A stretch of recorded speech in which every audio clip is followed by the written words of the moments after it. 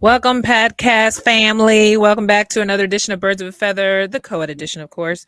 Back to do a quick pregame talk because Eddie and I haven't discussed the latest win from our Philadelphia Eagles versus they played against the Jaguars last weekend. That was a great win with Dougie P coming through. But first, let's say hey to Debbie. How you doing, Eddie B? What's up? What's I can't going even on? talk. No. I know. Thinking about that fish fry you about to go to. Yes, I have a fish fry for the audience out there. I have a fish fry literally in my backyard with my neighbors, and all I can think about is heating up the plantains, oxtail, Oh yeah. cabbage, and what else do they have? Rice and peas, Uh, everything. yeah, you Yeah, it's about to. beautiful and fried whiting. So yes, I'm ready to eat. But before we do, Eddie B, how you doing? How are you feeling about that win last weekend? Oh, it was great. It was great. It was good to see. Good to see Dougie P, but at the same time, it was good to beat him too. So Exactly, yeah, exactly.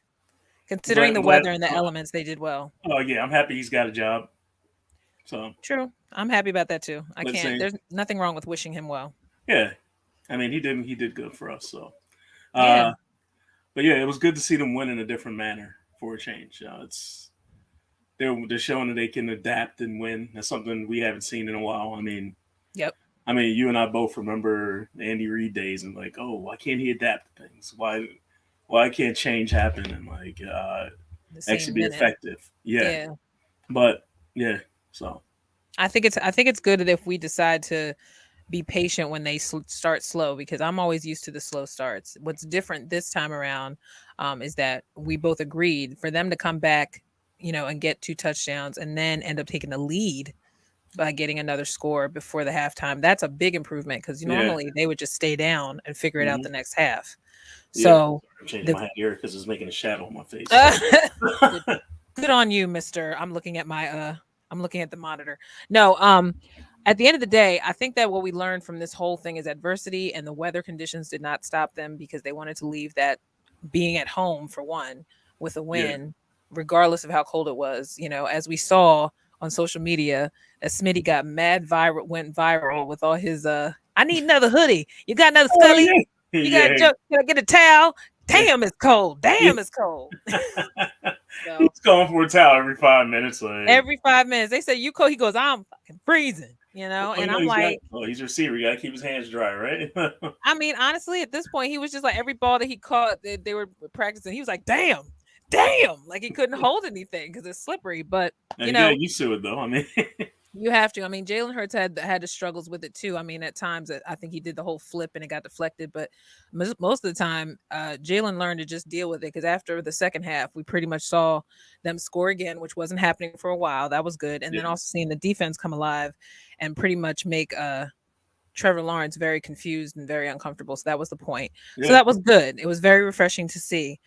Now, fast forward to literally in an hour and 20 or so minutes, we're hmm going to revisit the land that the Eagles seem to have never wow. Always have issues. Drugs. I'm on drugs.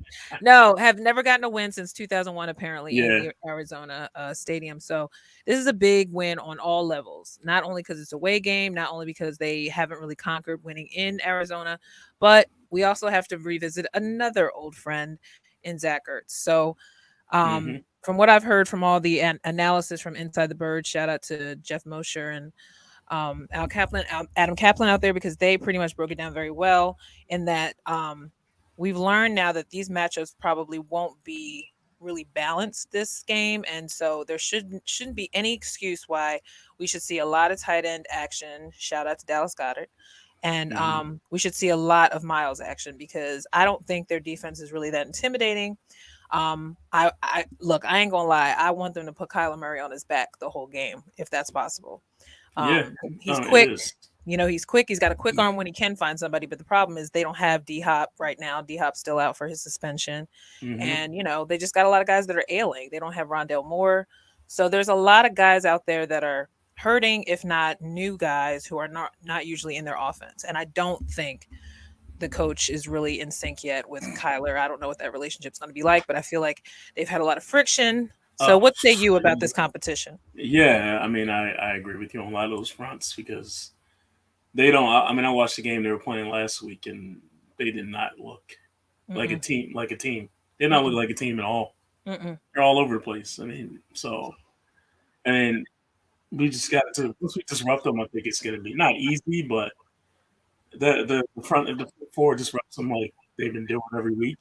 Yeah. I think we'll be okay. We just got to keep a guy. We got to keep a guy back to spy on Kyler and keep him in check. So don't let him take off and run. Well, Hassan is also going back. I forgot Hassan Reddick used to be with the Cardinals, so he's another one that can give them an Oh, intel. you notice he every time he plays a team they said every time he plays a team he's on he kind of beats up on him a little bit. So. Yeah, so I wouldn't be shocked if we see him fly around again. I wouldn't be shocked if we see some Josh Sweat, Fletcher Cox action today. Now Kyler is quick. I will give Kyler the respect to know that when he is quick and when he is loose out of the pocket, he's a little impossible, especially when he knows where he's throwing. But anything can happen today because there have been a lot of upsets. I didn't follow before we started recording if the Chicago won because Chicago looked like they were coming from behind. And the Packers just lost to the Giants. So now the Giants are 4-1. So, and that was purely Aaron's fault in that last series. If anybody's watching the London game, because he could have totally taken care of that game. I don't know what the hell happened. He had two tip passes. Yep, he had 2 tip passes, and then on top of that, the defense didn't do anything for them to tie. I mean, Daniel Jones of all people, like he literally went to hell and back to get this team back on, and then Saquon took over because I thought Saquon was going to go out of the game for the rest of the game, and he said, "Hell no, I'm coming back." So he fought his little butt and his thick thighs up and down the field and worked his way into the end zone. Your father's boys are beating up on Atlanta. As they should, honestly, because that game before we started recording, I said Tampa Bay was very boring. So I kept turning to NFL Network for highlights. Now, so who are you, is there anybody at least on the Arizona Cardinals that you can think that could possibly be a little bit of a deterrent for the first half? Because we know they start slow. So I mean, what's the one thing we got to watch out for Connor. Yeah, Connor can get hot when he wants to. Yeah, you got to watch out for James Conner. I mean, don't let him get started. Like, true. Just hit him in the mouth early. Yeah. Don't let him kid running downhill. Don't let him get started at all. And there's got to be other players too, because it would be too easy to zone in just on him and Zach. There's got to be other players too that we don't know that probably might catch fire because they might be focused so much on the stars, quote unquote. Yeah, so there's always those guys you don't know. I just hope they just play their game. Just play your game. Don't go out there and be like, oh, well, focusing on one person. Like, just play your game and just play like they've been playing. I mean, that's what I want to see. Like, yeah. I mean, it'd be nice to not have the slow start in the first quarter right away. I would like to see them even start off hot if possible, because we haven't seen them start off hot and then finish at the same time. So put all 4 quarters together. Yeah. Yeah, that would be nice to see. That'd be nice. So what are your opinions in general? Because I know tonight Dallas plays the Rams. There's a slight chance that they could win tonight too. Against the Rams, because the Rams don't know what the hell they're doing. Apparently, the Rams are confused They're confused. Right, Super Bowl hangover win. I don't know what's going on with them, but they are disheveled. So I could see Dallas going up. And Dallas' defense is solid. Right. I hate to admit it, but it's solid. So it could be a 3-way. It could be a 2-way tie by the end of the night. I don't know if Carson and them came back from halftime because I know they were only down like 4. So no, they're still losing. The Commanders are still losing. Okay, so Commanders won't be an issue. We know that, but I thought when I saw that big bomb he threw to one of the Commanders, I thought maybe Carson might be coming back with his team, but who knows? If he doesn't, I really do think they should bench him because I really don't think he helps himself at this point in his career. And that's coming from a hardcore Carson fan. Like at this point, I'm ready to be like, I need him to be humbled again, and he might have to be. And what do you think as far as what is tonight's game? Sunday night's game tonight? It is okay. Because you could probably find it out. Because while you're looking, I just was thinking about the fact that this division usually always gets slept on in the beginning of the season, and then we end up being the most interesting division. I don't like how they're doing some of these matchups. Well, how they're televising some of these matchups. I agree. Some of these matchups, you're like, okay, well, I'd rather watch this game and. This should be the game of the night. No, I'm not. Yeah, the fact that we have to see the Broncos again after what? It's actually good. It's actually a good one. Bengals and Ravens tonight. Right, that's right. Yes, I knew there was a reason I was excited. We got a good one. All right, Mar. I'm rooting for Mar no matter what. Even though I like Joey B, but I'm rooting for Mar because Mar's defense is letting him down. I mean, they have been losing 5 games in a row, and that's ridiculous for the Ravens. The defense is not what it used to be when Ray what's his name was there. So I know he's pissed somewhere going, what the freak is wrong with my defense? But Bengals also have been learning how to win. So if you want an update on the scores, you got Bills Yeah. beating the Steelers. Okay, that's obvious. 31-3. Damn. Chargers are beating the Browns 27-21. Okay. Jags and Texans are tied 6-all. Bears and the Vikings 19-21 Vikings. Okay, so And the Vikings Patriots are destroying the Lions right now, 26-0. Something's going on with the Lions because I know they had a major injury that a guy got carted to the hospital. So there was a player who sustained a really severe head neck injury, so they took him out. Yeah, so the Patriots should roll now. Yeah, Seahawks and Saints. Saints are up 24-19. Dolphins, Jets were up 19-17. Dolphins lost. They lost Teddy Bridgewater again, so he's hurt again. So now it's their third stringer, which is not good for them. Wow, that sucks. I don't see Dolphins going anywhere.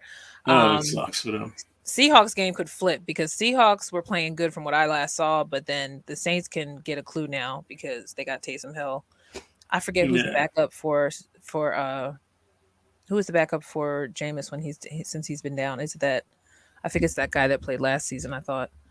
But anyway, I know I don't think Jameis is playing because first of all he shouldn't be because he has those fractures in his back and it's just not serving himself. So he got some bad injuries already. That's why I say half of his interceptions this year to me is based on the fact he's probably been injured before we knew about the injuries. Like he pulled a Carson when not telling nobody how bad his back was.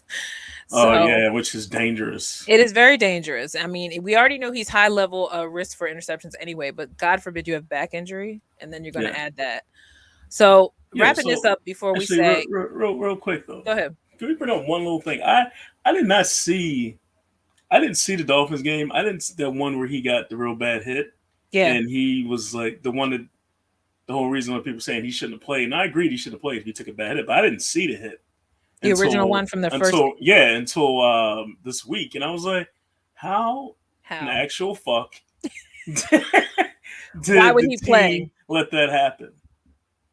Come on. You saw him get up. He couldn't even walk. He was shaking. If your linemen have to hold you up, that's bad. It was like he was drunk. He got up, tried to walk, and fell right over. Right. And then couldn't even walk he was like walking a zigzag.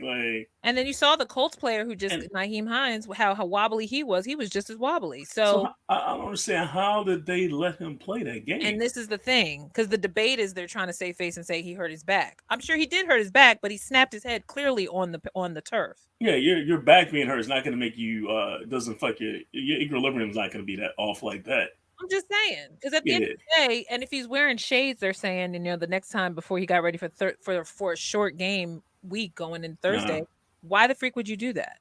Because now his vision is disturbed, obviously. So so he should just have some money moved over because he probably gonna have a lawsuit later on. While the NFL PA is fighting with NFL. Well, that's why they fired that guy right off the bat.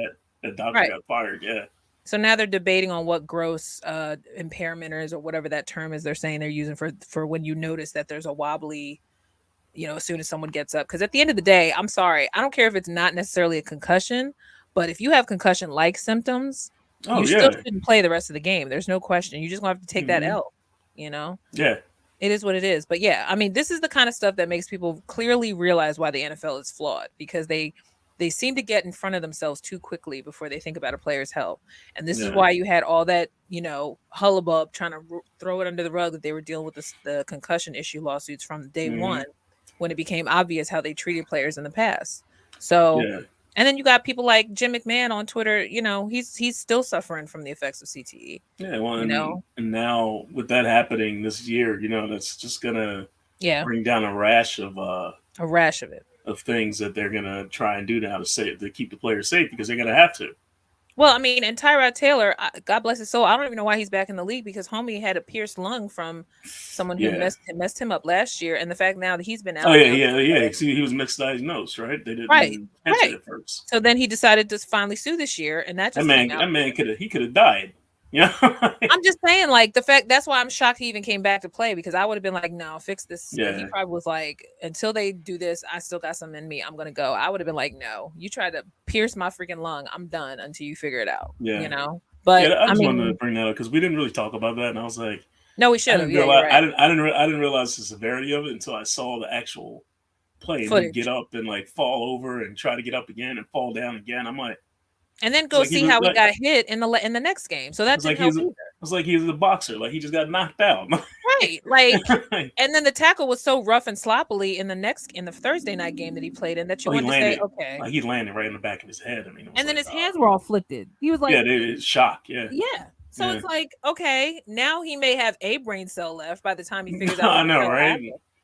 So is it worth it though? Because I'm with most people that are speculating, and I know it's speaking too far ahead, but I'm sorry, you're gonna have an early retirement, dude, because you don't realize 20 years from now how you're gonna feel.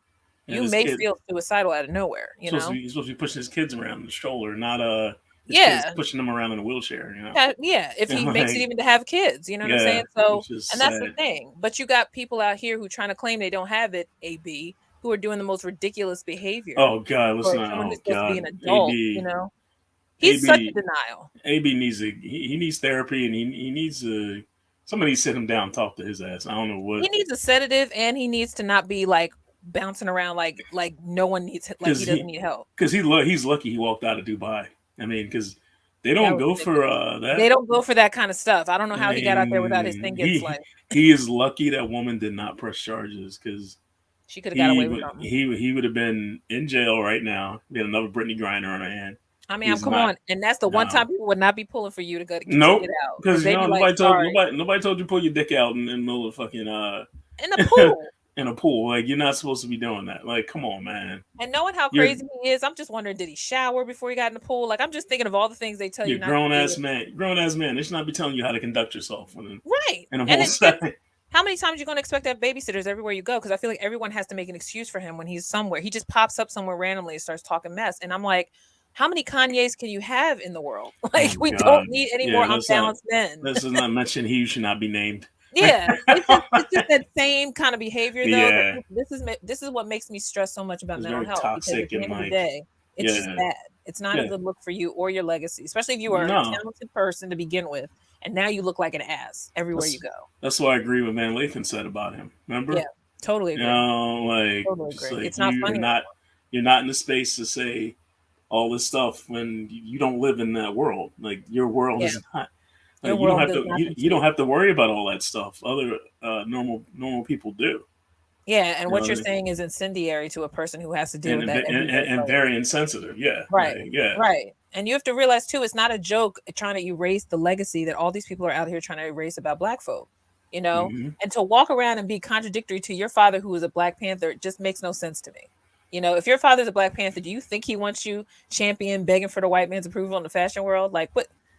I didn't even meant to go here, but the point is, I know. No, but I mean, going back to AB, it's just the same thing. It's eventually what's going to, you worry with Tua, like, could happen to so many players later in life that we won't know, and if we didn't hear about Junior Seau, if we didn't hear about players like that, we wouldn't know that this stuff was that deep after the game.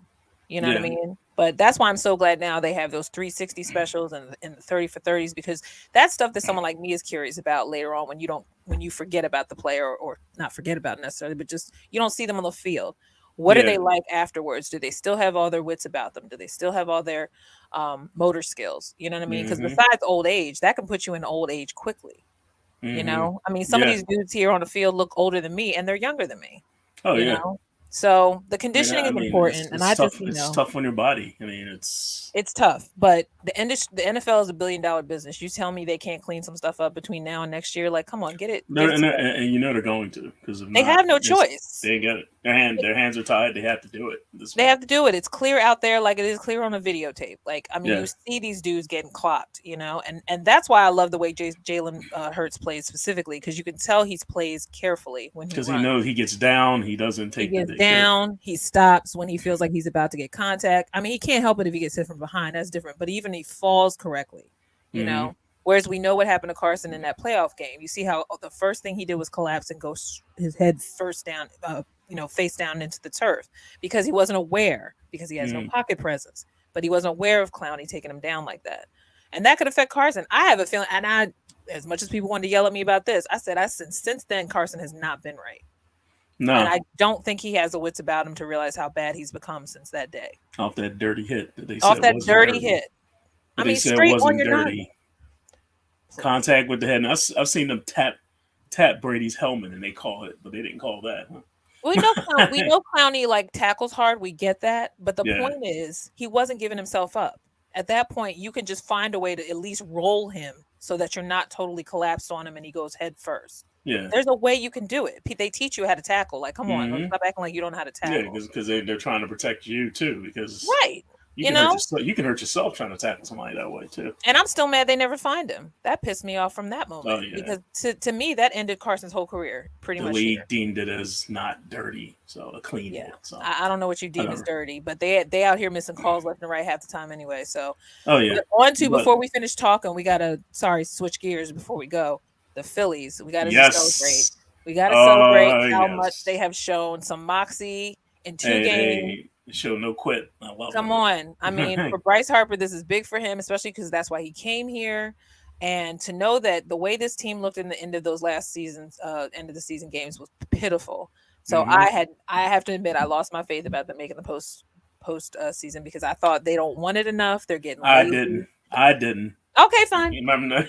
Remember, I said I didn't. Remember, I was always saying. No, I know, and that's why I said I'm being honest too, because I'm not going to sit here and act like I believed in them. No, because all I could see was some bull crap that they were just sitting on their chances to make each series mean something. Because they did play some sloppy baseball between there and then. Yeah. I mean, come on, I'm not, and we as fans cannot tell guys who play 162 games to play perfect every damn game. We know this, but there were series that they had times to make up for the first 2 that they squandered, and it just seemed like they sat down for the Cubs series. They laid down for the other series. I'm like, what is wrong with you guys? Yeah, the talent that they have, they could have easily had 90 wins, over 90 wins this year.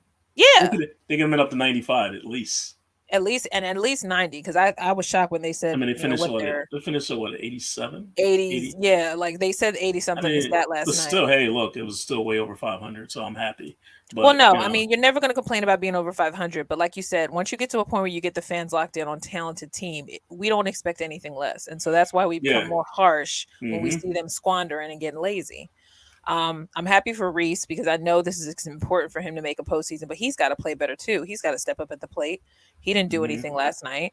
Alec Boehm did. Shout out to him for the defense. Oh my God, he showed up huge. He snagged some line drives yesterday. Were crazy. Seriously, I was like, it came in when I mean, if you heard his name one more time last night, it was going to be like. That's why I wasn't mad when he missed the one. I was like, everybody's like, oh, guys, look, he caught almost everything that came at him that game. He missed the one.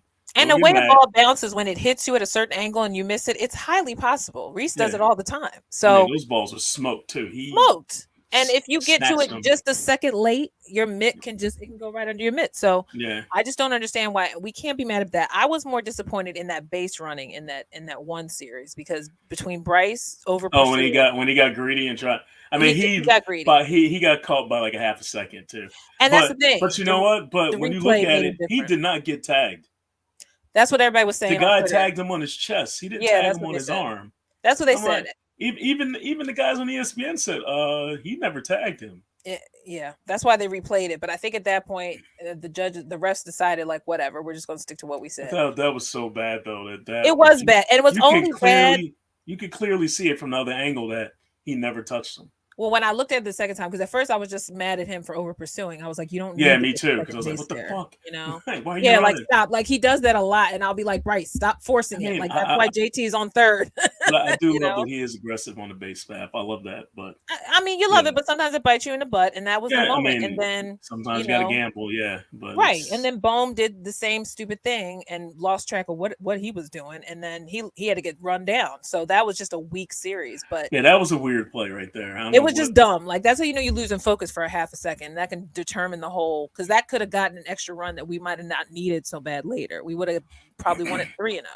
But the point is, you could easily lose focus in a game where you're supposed to be focused. It happens all the time. Yeah. But the problem is how it's like they say, it's not how you start, it's how you finish. And for the Phillies to finish 2 games in a series that I thought for sure they might still be like in their weakest point at that point, I was very proud of them. It was exciting to see the celebrations. The Cardinals are red hot. It's a great hitting team. They've been playing well. Yes. And for them to actually hold them to like 1 earned run Especially Nola, because you know me, I've not been a Nola fan, but his consistency has definitely shocked me because he went through some weak periods too. But him and Wheeler, I never doubt. Like if Wheeler was down for a little bit, I think he had every right because he had been consistent from the door. But Nola has always had his weak moments where it's like, what the fuck is wrong with you? Yeah, they still only gave up one earned run the whole series. And that's the thing. Yeah. I mean, because that other run wasn't an earned one, even though, I mean, hey, whatever. Yeah, yeah. But my dad was just saying he's upset because the Tampa Bay Rays lost the same way. They lost in 15 innings. I heard the Guardians. Stupid ass name. I feel bad for him. Yeah, it is dumb. It is dumb. But I feel bad for him because I just said that's embarrassing. Not only in 15 innings, I didn't even know they could go that long. When I saw, well, they got to play till it's over. Oh my god! And what was the longest series that you remember? And I don't think they do the man on base during the playoffs. That's what me and my dad just said today. Yeah. He said that they don't do the man on second base for. Which I'm kind of glad they don't because. I mean, they do that so the other games are over faster. Is it for also ratings though? Because they want the drama to draw. I think it's cool drama to draw it out. Yeah, but at the same time, but to make it fair, it's like okay, so let's just start with nothing. Yeah, I hear you. But playoffs. I would not want to sit through 15 innings. I didn't want to sit through the game one because I told you I was at work and I didn't realize it. I forgot it started at 2. So when you told me that there were 2 runs out and they had already tied it, I said, "Wait, how?" I was like, "It was 0-0 all damn day." Yeah, and they got in the 9th and just went crazy. I know. Yeah. I told my dad, I said, "How lucky!" But I said, "This is how they do this." Because remember the game I told you I went to with my old job, and they didn't do anything until the 9th, and then they won it with a walk-off homer. I said, "Ain't this a bitch?" These motherfuckers didn't score all game until the 9th freaking inning. That's where they got their nickname from, the Fighting Phils. They are the Fighting Phils, but Jesus, just for life insurance purposes, stop killing us. Can you? I know, right? Give somebody cardiac. You know what I'm saying? Like somebody's gonna die of a heart attack just watching y'all. Yo, St. Louis fans suck. You know they walked out. They walked out. They didn't even stay. They didn't even stay for the 9th inning. They were like, all right. Yeah, once the Phils went up, they all started making their exodus. Too early. I didn't see him. I was like, y'all not fans. No, you're not, because at that point I really want to see if we're and it's a playoff game. You know how much money you had to pay? You know how much money you had to pay to get in there? And that's how you know the people that don't appreciate their money. Because I'm saying, look, give me your money next year. I'll sit for a playoff for any damn team and watch them win it in the 9th or lose, whatever. It'll be good. It'll be worth the drama. You're gonna be in traffic anyway, but we already discussed that to death. But I just wanted to add that just because it's a good impetus to celebrate the fact that the Sixers are in preseason and we see already some good progress with some of these guys from the G League. And so I'm excited for the Sixers simply because they got a lot to build on. And I'm excited already about the fact that you mentioned last pod that PJ hasn't even played yet. And that'll come in handy when they start deciding what guys come off the bench and become more usable. Yeah. So I'm really excited for when the Sixers start. Melton looks good. Yeah, I mean, Melton is good. He's exciting to be around already. You can see there's a lot more personality developing. It's just funny how every time they bring in another backup center or somebody for Embiid, it's always somebody he used to play hard who hated him. And now you got to bring somebody in and be on his team, and they end up working out for some weird reason. So yeah, I'm looking forward to seeing that. I'm looking forward to see also too if Matisse has any progress, because I know they said Matisse was working hard on the off season, but he always looks like he's working hard. But I want him to be a consistent shooter as well as a great defender. So I'm hoping that he has a little bit more offensive game this year, because for his sake, even if he did still get traded midseason, I would rather him show that he learned to actually put more thought into your shot. You just making a couple shots here and there. I mean, right. I mean, we know he's not like Ben where he was just stubborn. He's not afraid to do it. He's not afraid to do it. He just wasn't consistent. And that's fine, because some people it's hard to mentally transition from always being defense to being offensive as well. But they're going to need that in moments where everybody else goes dead. And we know when they go dead, it's like, we need y'all to pick it up like here, like for real. And then shout out to my boy Shake, because I'm always rooting for Shake. And Shake looks like he gained a little weight too, which is good for him because he was mad skinny. He was like Smitty out there. And then, but he plays kind of like a street baller at times if you really get him warmed up. So it's like I want his confidence to get higher. And then also I'm just excited for everybody else. Obviously excited for Joel to come back, because this may or may not be his last couple of years. He may get tired of the bullshit, which I don't blame him, because it seems like every time he gets to the mountain he can't cross it. So I just want I want them to win. I want them to get into the finals. And I'm just sick and tired of the second round shit. Like, let's get to the finals at least get to the finals. Because to me, that's a huge growth step in all the years we watched Sixers postseason. Yeah. But anyway, so last thoughts before the game. Any parting thoughts before we watch the Eagles play in Arizona? Other than the fact that I wish I was freaking there because the weather's probably amazing. Yeah, I wish I was there too. So jealous. I don't say is let's go defense. Let's let's do another. Give up one touchdown. Yeah, just one. Just one. Yeah. Just one, maybe a field goal at the most, but let's not get more than that. Like let's really actually put the nail in the coffin in the fourth quarter. Yep, and then I want to see them showing off. I want to see dancing in the end zone. And then hopefully Tuesday we get it's going to be Phillies and Braves, so it's going to be tough. But, that's right. Yeah. So they get plenty. They didn't announce the time yet, but they announced. But we know it's on Tuesday. Yeah, game 1's Tuesday. Yeah, so that's exciting. We're probably going to see Ranger go.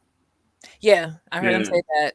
And long as somebody wanted Syndergaard, I'm like, get the fuck out of here. First of all, let's not even bring him up because that was a failed experiment. We kind of knew that was when somebody told me somebody said we got him for a bag of beans anyway. Basically, so it doesn't matter. And we see why. So it doesn't really matter. He's only good towards the end of the game. He's not a starter. Like we didn't give up anything to get him, so whatever. And shout out to Eflin for being agreeable to be converted. Even though he is scary when he's up there, he drives me nuts sometimes. Eflin. Who? Eflin. Oh yeah, he makes me nervous when he's. He does make me nervous, but I feel like it's good that he even was willing to take that position because he could have been like, "No, I'm not a closer. Like I'm not gonna. I'm not doing that shit." But he did it, and Sir Anthony came in there and almost scared the shit out of me too. But he dialed himself in after a little bit. Yeah. Yeah, him and Alvarado are definitely diamonds. Oh my God, Alvarado was throwing 101-mile-an-hour pitches again. I'm like, holy shit. I'm telling you, he must be praying for the whole team by the time he gets up on the mound sometimes. Because sometimes I swear it's straight miracles that come out of that man. Because he be throwing a nasty left, and he's left-handed too, right? Yeah, I think so. Yeah. I forgot who he pitched to. Was it Molina? Dude, he looked so confused. Yeah, he did. By the time he swung at it, the ball was already in the mitt. He couldn't figure out where the ball was landing and when he should swing. Like it threw him off. That thing was already past him when he went to swing at it because that was the sign. 101-mile-an-hour fastball. I mean, that thing was gone.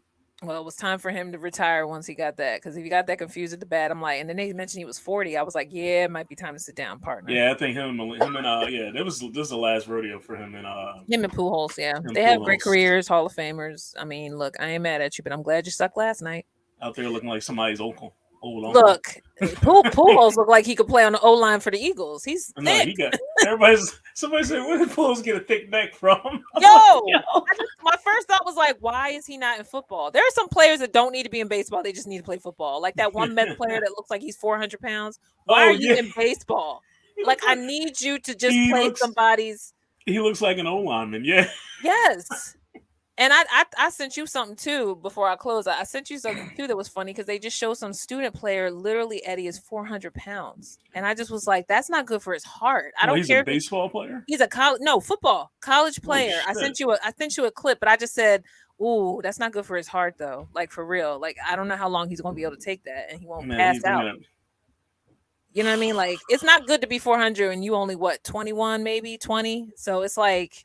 It's great thought to have somebody be an O-lineman or a guard or something, but I saw that dude and his badunk was just dunking. Like I can't with dudes that heavy because they say, oh, he benches 600 pounds. Yeah, I guess he would if he was 400, but what about his heart?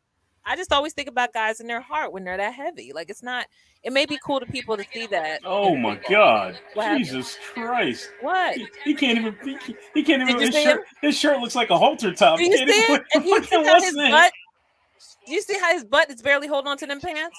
His whole body's barely holding on to his uniform. Now, what team is it? What college is it? He's a Florida Gators. So it's Gators. So especially in Florida, like that heat is gonna get to that boy. So you better get him to lose weight. That's not even funny after a while. He squats 720 and benches 720. Wow, he's 6'5". They get him on the Stairmaster. Yeah, he's 6'5", 415 pounds. I don't want to hear nothing about our big baby Jordan Davis after Sophomore. I mean, he's barely 20 years old. I'm saying, I said like 20 or 19 or 20. So at the end of the day, I don't want to hear nothing about our big baby Jordan Davis because he looked like slender compared to that dude. Well, Davis can run. He could tell he can't run. No, he can't. You see how it took him out of breath just to run to the sideline. That's why it made me nervous. I said, that's not cool after a while, though, yo, Gators. Yeah. Like, if that boy has a heart attack in the middle of practice, that's your fault. Anyway, but to close, I want to say I'm excited. Yeah. I'm excited because this game is going to keep me on my heels. But yes. I'm not going to lie and say when I see Ertz out there, I'm going to be a little emotional because I'm just like, it shouldn't even be on that side, but whatever.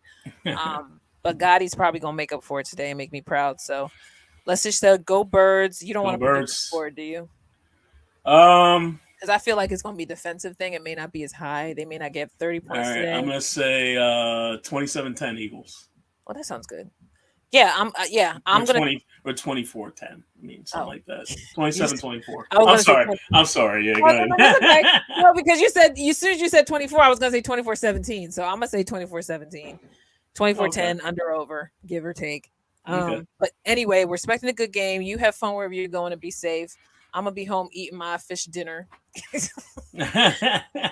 Fly, Eagles, fly. Co-eds will be back next week to talk, and we'll be definitely talking some more Phil's action. You're lucky I don't live right near you. I'll be like, yo, I'm coming over too. Hold up. Look, I would tell you. I said, look, come here, park on the side of the street, walk up the driveway where the cones are. They said it's from 2 to 6. If you weren't already going to a function. All right. Well, either way, Ed, take care. Go Birds. We'll talk on text. Go Birds. Take care, guys. We out. Birds of a feather. Peace.